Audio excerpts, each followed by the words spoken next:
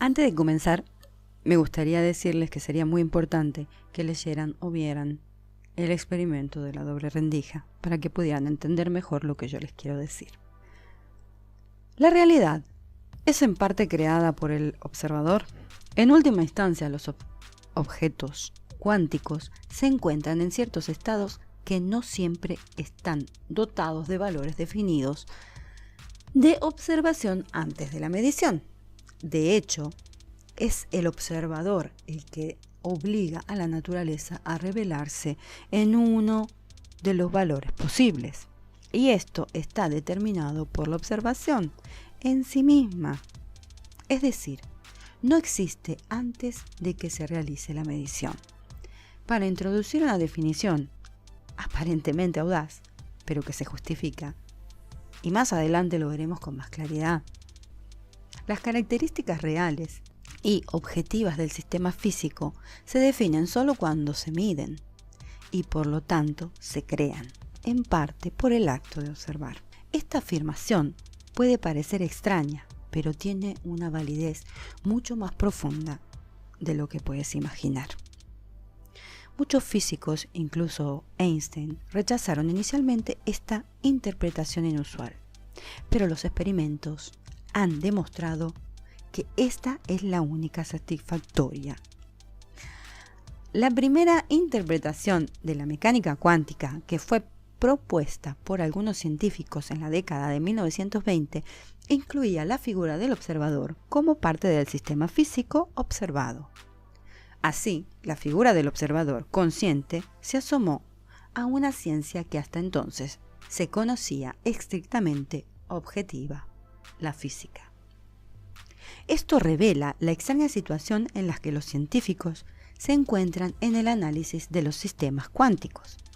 Con la mecánica cuántica, la ciencia parece haber llegado a revelar esa misteriosa frontera entre sujeto y objeto, que previamente había sido completamente ignorada debido al principio oculto o implícito de la objetivación. Hasta la década de 1920 la realidad podría considerarse solo eso. Todo objetivo era independiente de la observación de cualquier ser consciente.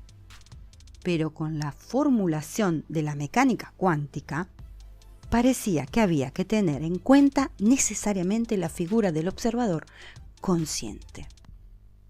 La definición de profecías. Este término se define a un don sobrenatural que consiste en conocer por sugestión divina las cosas distantes y futuras. También se emplea para pronunciar algún oráculo en nombre y la inspiración del Ser Supremo. Profecías, favoritismos, inclinación o predisposición hecha en virtud de un don sobrenatural.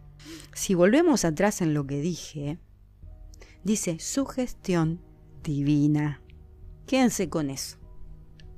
Existe una infinidad de profetas, videntes y adivinos. Sé que a muchos creyentes cristianos esto les va a molestar. Me apodarán de blasfemia, pero bueno,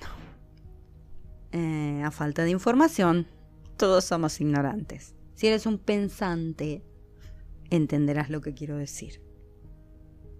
La mayor parte de los profetas profetizan un futuro en base a sus creencias. Eran observadores, con un propósito implícito en sus visiones. Bien, ¿qué quiero decir con esto? Que estaban viendo lo que querían ver o lo que otros observadores le manifestaban. Por eso digo que se tenían que haber quedado con sugestión divina. Mi argumento. Te voy a hacer un ejemplo. Si yo te dijera que soy un profeta, te contara una de mis videncias o una de mis visiones, donde cambio radicalmente tu modo de ver las cosas, estaría cambiando tu modo de observar. Y de consecuencia, estaría cambiando mi realidad y tu realidad. Esto se podría llamar manipulación. No quiero decir que estas personas estuvieran mintiendo o que estas personas mientan. Simplemente he llegado a la conclusión de que como en el experimento de la doble rendija depende quién observa, se obtienen los resultados. Y para que los resultados sean fuertes y potentes, tengo que poner de acuerdo a muchos observadores, es decir, creadores, nosotros. Otra teoría es que existan realidades alternas y que estas realidades tengan líneas de tiempos diferentes, en las cuales por cada línea de tiempo pueda suceder una cosa y que estas personas estén viendo estas realidades y de consecuencia piensen que es la suya. Pero mi teoría es que al cruzar estas dos realidades con un solo observador, la realidad se anula, como sucede con el experimento de la doble rendija. Si prestan atención a este experimento, se van a dar cuenta que todos los argumentos que les he dicho y mencionado hasta ahora son coherentes. Así que yo creo que tendríamos que pensar un poquito más en aquellas cosas que estamos viendo o en aquellas informaciones que nos pasan, que quizás sean desinformación y no información. No nos interesa ver el futuro, no nos interesa ver el pasado, nos interesa ver el ahora. Esto quiere decir que nosotros tenemos que crear aquí y ahora. Tenemos que observar continuamente nuestra realidad para cambiarla en base a nuestras necesidades. Esto creo que no muchas personas lo dicen ni muchas personas lo manifiestan. Es muy difícil entender a nivel cuántico para manifestar al nivel físico. Lo entiendo, pero hay que hacer un esfuerzo y verán que las cosas pueden llegar a cambiar. No se tomen en serio las profecías, al menos no se las tomen como propia realidad o como propia verdad. El tomar una verdad implica crearla. Entonces, si tú crees que eso es verdad, vas a crear esa realidad.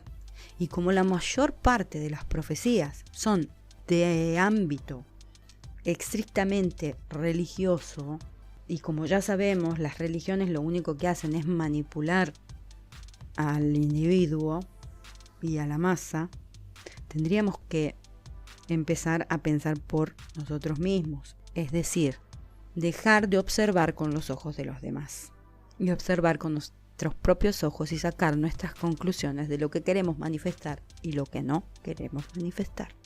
Espero hayan entendido, porque es una cosa, para mi punto de vista, muy importante.